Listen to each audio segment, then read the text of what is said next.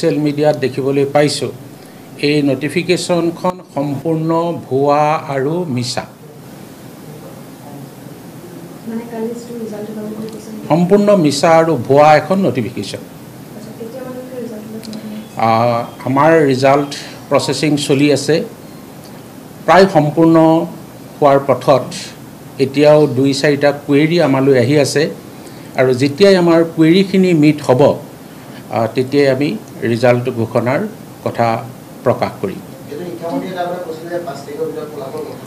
আসলতে আমি ৰিজাল্ট সম্পৰ্কত যেতিয়ালৈকে সম্পূৰ্ণ ৰিজাল্ট প্ৰচেছিং হৈ নুঠে সঠিককৈ ক'বলৈ টান শিক্ষামন্ত্ৰী মহোদয় হেতু ক'বলৈ অসুবিধা হ'ব মোৰ ক্ষেত্ৰতো অসুবিধা হ'ব আমি এটা ধাৰণা কৰি কওঁ আৰু আমি এটা নিৰ্দিষ্ট সময় বান্ধি লওঁ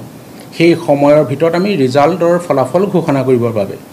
যোৱা বছৰ আমি 6 জুনৰ দিনা হায়াৰ সেকেন্ডাৰী ফাইনেল পৰীক্ষাৰ ৰিজাল্ট দিছিলোঁ আৰু এইবাৰ মই চেষ্টা কৰিছিলোঁ যাতে এমাহৰ আগতে